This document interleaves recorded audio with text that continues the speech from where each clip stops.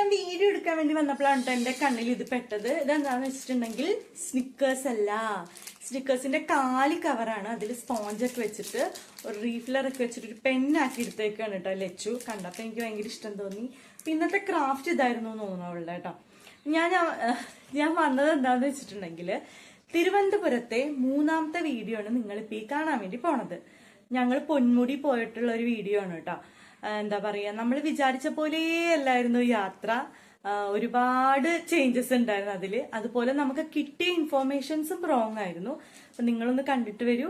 Video ഇഷ്ടമായിട്ടുണ്ടെങ്കിൽ comment ചെയ്യണം, like. ഒരു പ്ലാനും ചെയ്യാതെയാണ് കേട്ടോ നമ്മൾ പൊന്മുടിക്ക് പോണത്. നമുക്ക് വീട്ടിൽ നിന്ന് ഇത്രയും സമയത്ത് ഇറങ്ങാന്നൊക്കെ എല്ലാവരും പറഞ്ഞെങ്കിലും ഒരുങ്ങി പിടിച്ചു വന്നപ്പോഴത്തേക്കും നമ്മൾ 2 മണിക്കൂറോളം ലേറ്റ് ആയിട്ടാണ് കേട്ടോ വീട്ടിൽ നിന്ന് ഇറങ്ങിയത്.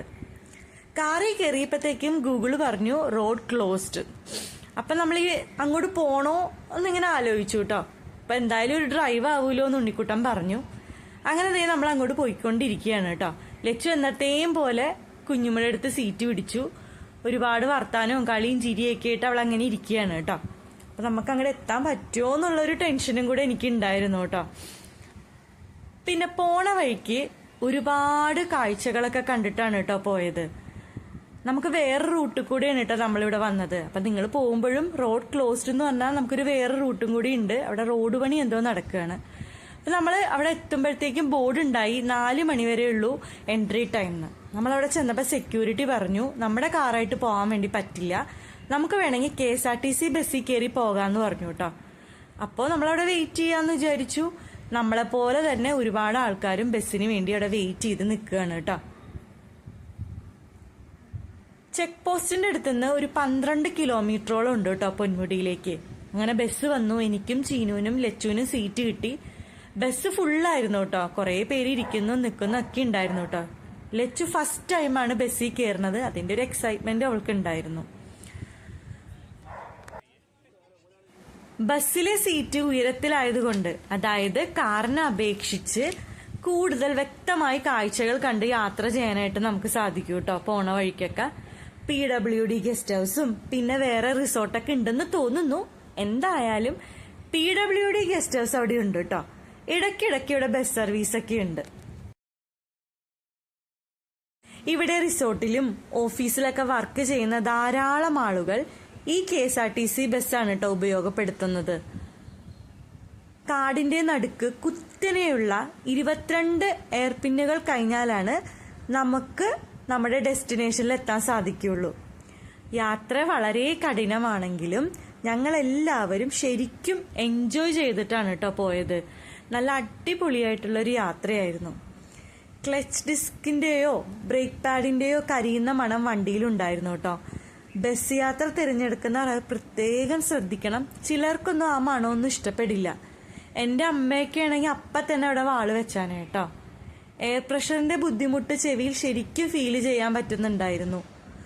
ലച്ചു ആണെങ്കിൽ ഇടയ്ക്കിടയ്ക്ക് ചെവിയിൽ എന്തോ പോലെയെന്ന് പറയുന്നുണ്ടായിരുന്നു. കാരണം ഉയരത്തിലേക്കാണല്ലോ പോകുന്നത്.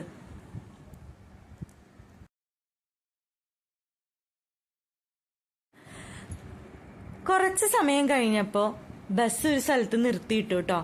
ഇവിടെ ഇറങ്ങി നമുക്ക് ചായയോ ലഘുകടിയോ വേണമെങ്കിൽ കഴിക്കാം. ആളുകൾ ഇറങ്ങുന്നുണ്ടായിരുന്നു കേട്ടോ. അങ്ങനെ വീണ്ടും യാത്ര തുടങ്ങി. നിങ്ങളിത് നോക്കിയേ, എന്ത് ഭംഗിയാണല്ലേ, എത്ര മനോഹരമായിട്ടുള്ള കാഴ്ചയാണ്. വീഡിയോയിൽ കാണുന്നേക്കാളും 1000 മടങ്ങ് ഭംഗിയാണ് കേട്ടോ ഇത് നേരിട്ട് കാണാനായിട്ട്. ഈ മനോഹരമായിട്ടുള്ള കാഴ്ചയും തണുപ്പും എല്ലാം നല്ല അടിപൊളിയായിരുന്നു കേട്ടോ. ഒരിക്കലും മറക്കാൻ പറ്റാത്തൊരു യാത്ര.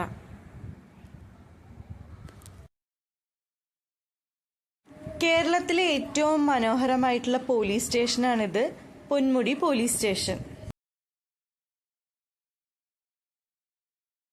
അങ്ങനെ ഞങ്ങൾ ഡെസ്റ്റിനേഷനിലെത്തി. ഇറങ്ങിക്കഴിഞ്ഞപ്പോൾ ഇടത്തോട്ട് പോകണോ വലത്തോട്ട് പോകണോ എന്നുള്ള കൺഫ്യൂഷനിൽ നിൽക്കണമായിരുന്നു കേട്ടോ ഞങ്ങൾ.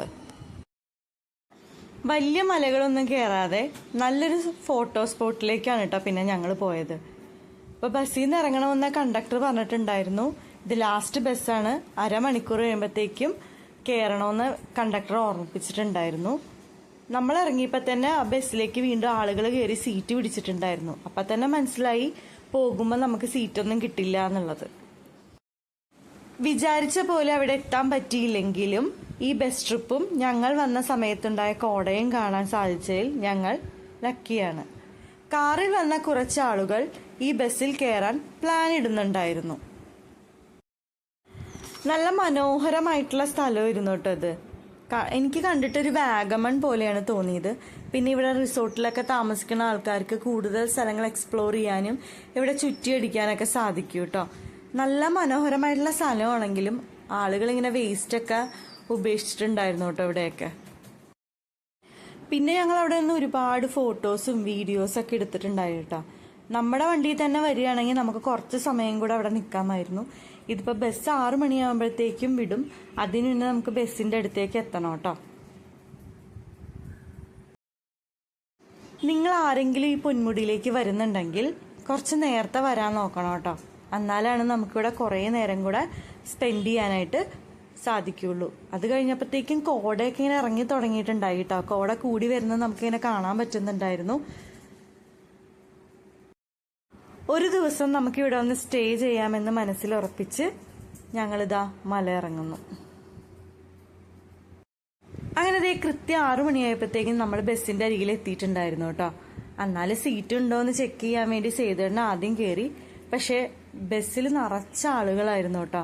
പിന്നെയും നമ്മൾ കുറച്ചു നേരം കൂടെ അവിടെ നിന്ന് ഫോട്ടോ ഒക്കെ എടുത്ത് വന്ന പോലെ ഇല്ല കേട്ടോ പോയപ്പോൾ. തിരിച്ചു പോകുമ്പോൾ ആർക്കും സീറ്റ് കിട്ടിയിട്ടുണ്ടായിരുന്നില്ല.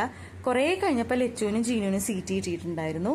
പിന്നെ നമ്മൾ അവിടെ നിന്ന് ഇറങ്ങി വീട്ടിലേക്കാണ് കേട്ടോ പോണതിനി. വീഡിയോ ഇഷ്ടമായ ലൈക്ക് ചെയ്യുക, ഷെയർ ചെയ്യുക, കമൻറ്റ് ചെയ്യുക, സബ്സ്ക്രൈബ് ചെയ്യുക.